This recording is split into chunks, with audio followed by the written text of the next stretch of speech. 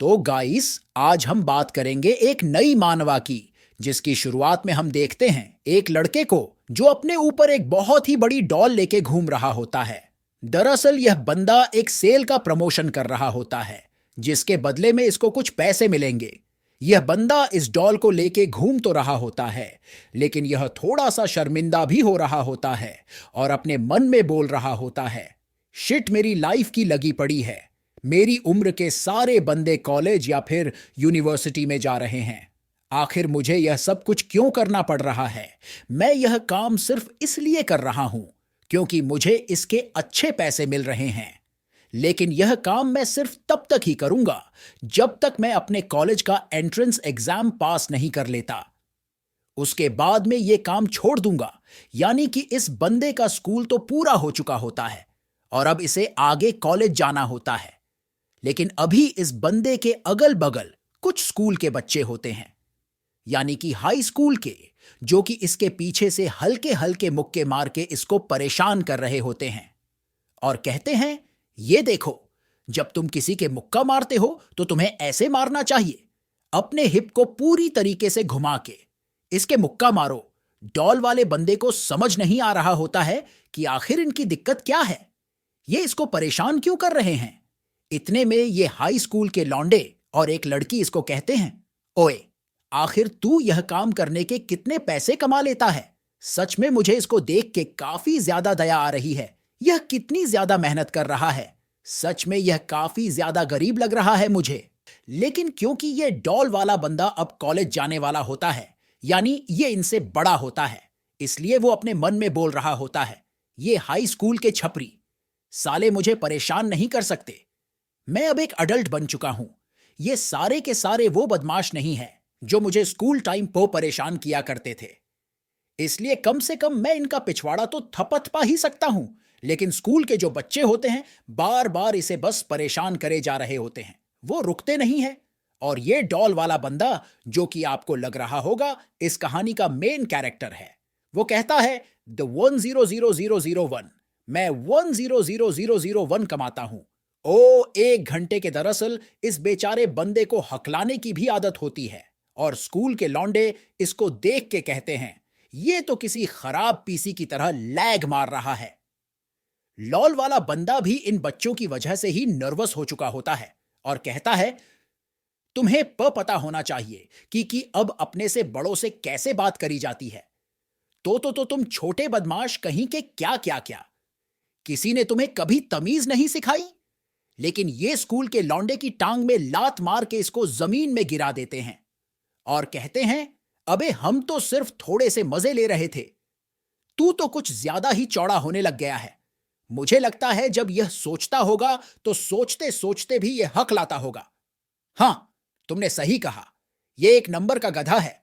इस डॉल वाले बंदे को अच्छी तरीके से परेशान करके ये स्कूल के लौंडे और लड़की यहां से चले जाते हैं, बट डॉल वाला बंदा बेचारा जमीन में पड़ा पड़ा अब भी खुद से बोल रहा होता है, हरामखोर, तो तुम्हें क्या लगता है मुझे यह हक लाने की आदत कैसे पड़ी है? ये सब कुछ तो तुम्हारे ही जैसे लोगों की वजह से हुआ है मेरे साथ। लेकिन तुम्हारे चेहरे में ये हंसी हमेशा नहीं रहेगी। एक बार मैं कॉलेज से ग्रेजुएट हो जाऊं, उसके बाद तुम मेरे अंडर में काम करोगे तो तुम बस इंतजार करो। भले ही मैं तीसरी बार एंट्रेंस एग्जाम दे रहा हूं, लेकिन एक बार मैं एंट्रेंस एग्जाम क्लियर कर लूं, उसके बाद ग्रेजुएट हो जाऊं और उसके बाद मुझे जॉब मिल जाए, उसके बाद मैं तो तुम सारे लोगों की वॉट लगाऊंगा, साथ ही साथ में उन हरामजादों की भी जिनकी वजह से मेरी जिंदगी ऐसी हुई है। उनकी लाइफ जरूर अभी काफी ज्यादा बेकार चल रही होगी, खास करके वो एंजल जैंग, वो सबसे बड़ा दरिंदा।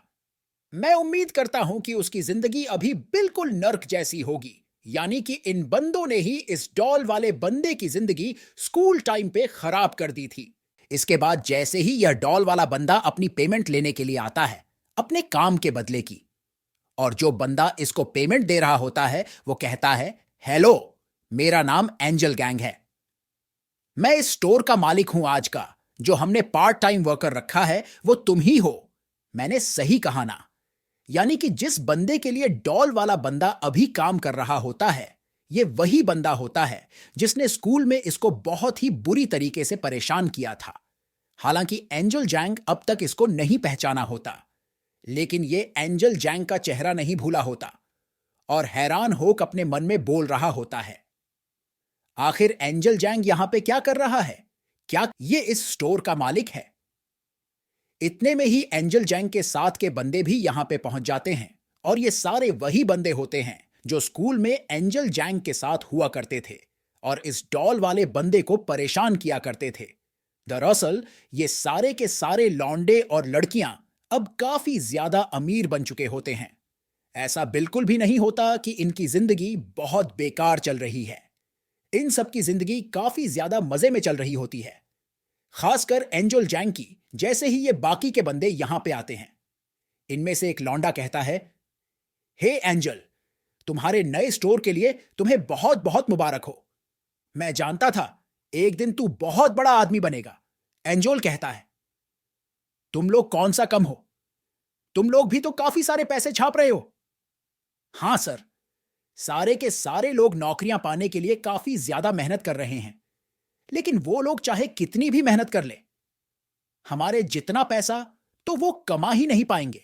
सच बताऊं तो कुछ लोग होते हैं जो पढ़ाई करने में काफी ज्यादा अच्छे होते हैं, लेकिन कुछ लोग होते हैं जो पढ़ाई करने में तो अच्छे नहीं होते, लेकिन पैसा कमाने में काफी ज्यादा अच्छे होते हैं।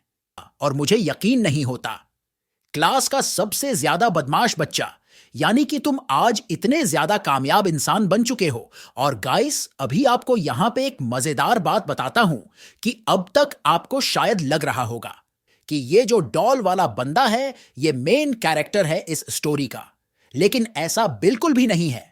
इस स्टोरी का मेन कैरेक्टर है एंचोल जैंग, जो कि स्कूल में सबसे ज्यादा बदमाश बच्चा हुआ करता था। और आखिर एक बदमाश लौंडा मेन कैरेक्टर कैसे हो सकता है, यह चीज आपको जल्दी ही पता लगेगी। तो खैर, ये जो डॉल वाला बंदा होता है अभी इन सबको देख के बहुत ज्यादा हैरान होता है और अपने मन में बोल रहा होता है, नहीं, ये बिल्कुल भी सही नहीं है। आखिर ये लोग इतने ज्यादा कामयाब कैसे हो सकते हैं? जिस हिसाब से इनकी स्कूल की जिंदगी रही है, उस हिसाब से तो इन्हें चोरी की बाइक में घूमना चाहिए था। अभी क्योंकि इनके पास इतने पैसे नहीं होने चाहिए थे कि ये लोग अपना नया बिजनेस खड़ा कर सके या फिर ये कुछ बड़ा कर सके, लेकिन ये सारे के सारे आज इतने बड़े लोग बन चुके हैं जिनके पास इतनी महंगी महंगी का है। लेकिन कैसे, यह बिल्कुल भी सही नहीं है। ये लोग ये चीजें डिजर्व नहीं करते। ये तो एक नंबर के हरामखोर थे। लेकिन तभी इन बदमाश लॉन्डो में से एक बंदा जैसे ही जीनू को देखता है तो कहता है, वो तो जीनू किम है ना। ओए, तू जीनू किम है ना? हमने सही कहा ना? लेकिन जीनू अभी अपना चेहरा छुपा रहा होता है और चुपचाप से यहां से निकलने की कोशिश कर रहा होता है और अपने मन में कहता है, शिट, मुझे यहां से निकलना चाहिए। मुझे मेरे पैसे मिल चुके हैं, अब मेरे को यहां से चलना चाहिए।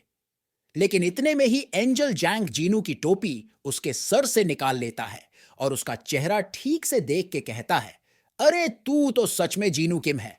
अबे, क्या तुझे याद नहीं कि हम हाई स्कूल में एक साथ थे? और बता, सब कुछ कैसा चल रहा है? इतने समय बाद दिख रहा तो आज हमें। लेकिन यार, ये एंजल जैंग एक अलग ही लेवल का बंदा होता है, यानी कि बहुत ज्यादा खतरनाक बंदा। एक तरीके से स्कूल टाइम पे ये अपने पूरे स्कूल का डॉन हुआ करता था और इसी बंदे ने जीनू किम की जिंदगी नर्क बना के रखी थी। इतनी ज्यादा नर्क बना के रखी थी कि जीनू किम अब भी उससे उभरा नहीं होता। इसलिए जीनू किम हैरान हो के अपने मन में बो रहा होता है, इतने सारे लोगों में से एंजोल जैंग को ही मेरे सामने आना था, क्या कोई और नहीं आ सकता था? लेकिन अभी हाई स्कूल पास करे हुए इन लोगों को 3 साल हो चुके होते हैं और एंजोल जैंग थोड़ा सा पहले से बदल चुका होता है और जी को कहता है, जीनू किम सॉरी, मुझे माफ करना। उस समय मुझे लगता है मैं काफी ज्यादा इच्चर हुआ करता था कि मैं तुम्हें परेशान करता था, इसलिए जो कुछ भी हमारे बीच पहले हुआ है उस चीज के लिए मैं तुमसे माफी चाहता हूं। साथ ही साथ में एंजल जीनू को कुछ एक्स्ट्रा पैसे देता है और कहता है, ये लो, मैं जानता हूं मैंने तुम्हारे काम के तुम्हें पहले ही पैसे दे दिए हैं, लेकिन तुम ये पैसे भी रख सकते हो ताकि तुम टैक्सी का अपना किराया दे सको। जीनू को अभी यकीन नहीं हो रहा होता। जिस बंदे ने उसकी जिंदगी नर्क बनाई है, आज वो उससे माफी मांग रहा है और उसके काम के उसको एक्स्ट्रा पैसे दे रहा है। जीनू अपने हाथ आगे बढ़ा ही देता है उन पैसों को लेने के लिए, लेकिन उसका मन नहीं मान रहा होता है। इसलिए जीनू कहता है, नहीं, मुझे माफी चाहिए। मैं चाहता हूं कि तुमने जो कुछ मेरे साथ करा है उसकी तुम मुझसे अच्छे से माफी मांगो। आज मैं दर दर की ठोकरें खा रहा हूं। यह सब कुछ तुम्हारी वजह से हुआ है, तो तुम लोगों को क्या लगता है आखिर मैं इतनी मामूली सी जॉब यहां पे क्यों कर रहा हूं, और मैं हकलाता क्यों हूं? लेकिन एंजल जैंक जबरदस्ती जीनू के हाथ में और ज्यादा एक्स्ट्रा पैसे रख देता है और कहता है, उस समय हम लोग बच्चे थे, इतना ज्यादा सेंसिटिव मत हो, वो सारी की सारी पुरानी बातें हैं। ले, मैं तुझे 50,000,001 एक्स्ट्रा दे रहा हूं। देख, मुझे ठीक से याद तो नहीं है कि मैंने तेरे साथ क्या करा था, लेकिन जो कुछ भी मैंने तेरे साथ करा था उसके लिए मैं तुझसे माफी चाहता हूं। यह बात सुन के जीनू खुद से बोल रहा होता है, क्या इसको यह भी याद नहीं है कि इसने मेरे साथ क्या करा था? लेकिन इसकी वजह से मेरी पूरी की पूरी जिंदगी खराब हो चुकी है। मेरी पूरी जिंदगी नर्क बन चुकी है। इसीलिए जीनू फ्रस्ट्रेट होकर ये पैसे फेंक के यहां से भागने लगता है और कहता है, मुझे तेरे पैसे नहीं चाहिए। हरामजादे जीनू बेचारा बस आंखें बंद करके भाग रहा होता है और पीछे से एंजल उसको बोल रहा होता है, तो उस तरफ नहीं जाना चाहिए। अगर तू उस तरफ भागेगा तो 3 मंजिल से नीचे गिर सकता है। वापस आ। लेकिन जीनू किम को इस बात का एहसास थोड़ा सा लेट होता है और वो तीसरी मंजिल से नीचे गिर रहा होता है अभी। लेकिन गिरते गिरते भी जीनू अपने मन में बोल रहा होता है, मैं अभी मर रहा हूं, लेकिन वो अब भी मेरा नाम हकला के बोल रहा था। क्या आज मेरी यहां पे मौत हो जाएगी? मेरी कहानी बस इतनी सी थी। मैं आज यहां पे इतनी लाचारी के साथ मरने वाला हूं और एंजोल मुझे ऐसे मरते हुए देखेगा। एंजोल जैंग हरामजादे, मैं तुझे श्राप देता हूं। काश मैं दोबारा से एक बार ही पास्ट में जा सकता, जब मेरे साथ ये सब कुछ शुरू हुआ था। काश मैं तुझे भी वही दर्द दे सकता जो सब कुछ तूने मुझे दिया था। काश तेरे साथ भी वही होता जो कुछ मेरे साथ हुआ था। चाहे मैं मर जाऊंगा, लेकिन मेरी आत्मा तुझे हमेशा परेशान करती रहेगी। मैं तुझे कभी माफ नहीं करूंगा। और इसी के साथ कुछ ऐसा होता है जो इस पूरी की पूरी कहानी को पलट के रख देता है। हम देखते हैं जैसे ही जीनू जमीन में गिरता है तो उसकी आंख अभी किसी और जगह पे खुलती है। जीनू की आंखें खुलती हैं। अपने स्कूल में, यानी कि 3 साल पहले, जीनू के अगल बगल अभी स्कूल के स्टूडेंट होते हैं और जीनू खुद से बोल रहा होता है, आखिर साला ये सब कुछ क्या चल रहा है?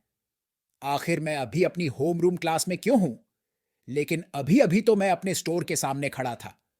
आखिर मैं यहां कैसे पहुंच गया? क्या मैं अभी कोई सपना देख रहा हूं जहां पे मैं अपने पास्ट में वापस आ चुका हूं?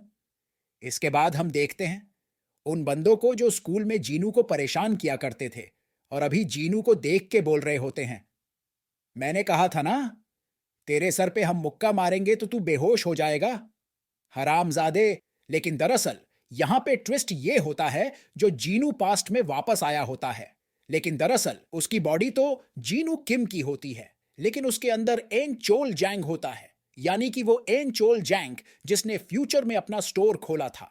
और अभी प्रेजेंट मोमेंट में एन चोल जैंग के सामने ये जो लौंडे होते हैं, जो किसी समय में एन चोल जैंग के अंडर ही काम किया करते थे। आखिर ये सब कुछ क्या चल रहा है? लगता है मैं सच में सपना देख रहा हूं और ये हरामजादे इनको देख के मुझे याद आया।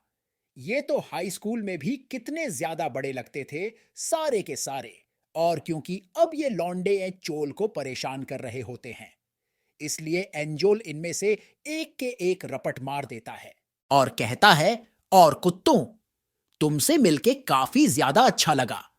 लेकिन ये बंदे अभी एंजोल के ऊपर बैठ के उसको लेटा देते हैं और उसके मुक्के ही मुक्के बजा देते हैं, क्योंकि इन लॉन्डो को अभी इस बात का बिल्कुल भी अंदाजा नहीं होता कि ये फ्यूचर से आया हुआ एंजोल जैंग है। एंजोल अभी अपने ही बंदों से बुरी तरीके से मार खा रहा होता है और ये बंदे से मारते हुए बोल रहे होते हैं, हरामजादे, क्या तेरा दिमाग खराब हो चुका है? अपनी औकात भूल रहा है? क्या तू इसी के साथ एंजल को रियल लाइफ नहीं देख रहा है? इसलिए वो अपने मन में कहता है, क्या इसका मतलब यह है कि मैं सच में पास्ट में वापस आ चुका हूं। क्या मैं सच में अपने हाई स्कूल के टाइम पे वापस आ चुका हूं? लेकिन इतने में ही यहां पे चलता हुआ आता है हाई स्कूल वाला एन चोल जैंग, यानी कि फ्यूचर वाले एंजोल जैंग के सामने अभी पास्ट वाला एन चोल जैंग आ चुका होता है और कहता है, आखिर यहां पे चल क्या रहा है? लेकिन फ्यूचर वाले एंजल को अब भी यह बात समझ नहीं आई होती है कि अच्छी तरीके से यहां पे चल क्या रहा है। इसलिए फ्यूचर वाला एंजल पास्ट वाले एंजल को देख के हैरान हो चुका होता है और अपने मन में बोल रहा होता है, क्या ये तो मैं हूं? और मैं अपने आप को जीनू क्यों बोल रहा हूं? आखिर ये सब कुछ चल क्या रहा है? ये मुझे कुछ समझ नहीं आ रहा है। इसी के साथ फ्यूचर वाला एंजल शीशे में अपनी शक्ल देखता है और उसे पता चलता है कि वो जीनू किम की बॉडी में फंस चुका है। इसलिए अभी एंजोल की हालत खराब हो चुकी होती है और वो पसीने पसीने हो चुका होता है और खुद से बोल रहा होता है, आखिर यहां पे चल क्या रहा है? इसी के साथ हमें एक बैकग्राउंड वॉइस सुनाई जाती है जो कि इस वक्त फ्यूचर वाला एंजोल नहीं सुनता। ये वॉइस बोल रही होती है, मैंने तुझे कहा था ना, जो दर्द मुझे मिला है वो दर्द तुझे भी मैं देख के रहूंगा। और जो फ्यूचर वाला एंजल पास्ट वाले एंजल को देख रहा होता है, हैरान हो के अपने मन में बोल रहा होता है, इसका मतलब मैं सच में पास्ट में वापस आ चुका हूं और पास्ट में आके मिला हूं सबसे बड़े हरामजादे से। यानी कि मुझसे अभी सबसे बड़ी दिक्कत यह है कि जो यह मेरे सामने खड़ा है यह और कोई नहीं बल्कि मैं हूं। और मैं स्कूल टाइम पे हरामियों का भी बाप हुआ करता था और इसी हरामखोर ने जीनो कीम की जिंदगी बर्बाद करी थी और अब यही अंचल जैंग अब खुद की ही जिंदगी बर्बाद करने वाला है।